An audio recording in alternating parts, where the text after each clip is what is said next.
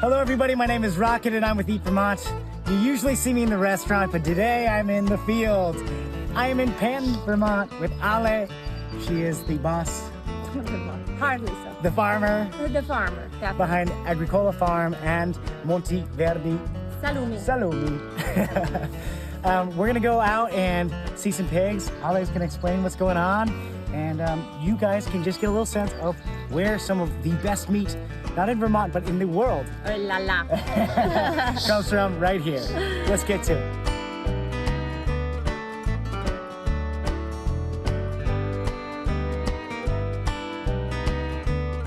So every so often we need to move the pigs, otherwise they ruin all the soil. Yeah. So they're going from a paddock that it's spent, they utilize. That's this one in here, yeah? And then they're going to a new paddock where they get to graze and eat. And we actually know that they're grazing 30% of their feet. So Really? 30%. They're just foraging it right out of here.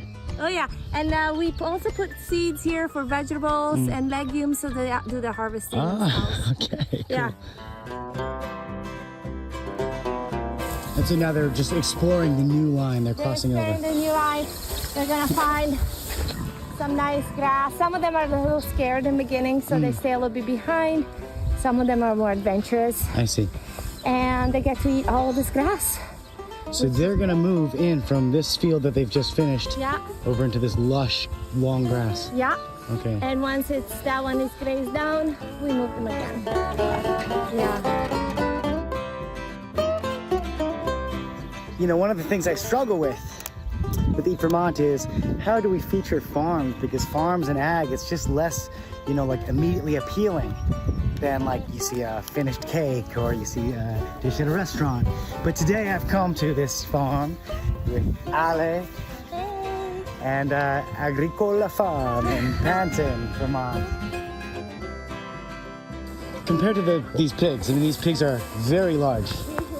They're probably 800. 800 pounds, and you're nowhere close to this size, and nor am I. And I'm a little intimidated to be around these animals that are so They big. eat us? Yes, Yeah. they definitely could. And so do you exist here with a little fear with all these huge animals? No, when my daughter was little, she would just ride them. Really? They're very docile. If you have a relationship with, well, I don't trust too much Federica. She's very, I mean, I wouldn't ride her. Yeah. But the other ones, as long as the only damage or Yeah. hurt is just if they don't see you and they stomp on you. In 30 seconds, can you tell us how did you get into this? I love food and I wanted to grow my food, and then I fell in love with pigs. And that's how it started. And you were a professor at UVM. Correct. And then? And then I started raising more and more pigs, and I Started with one?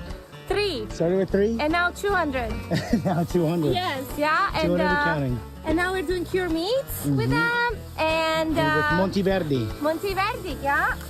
And it's a lot of fun. And I no longer work at UVM. And your pork is some of the best I've ever had in my life. Oh, thank you. And your farmhouse over there behind the barn. Yes. You do these like really delicious dinners on Yeah. site.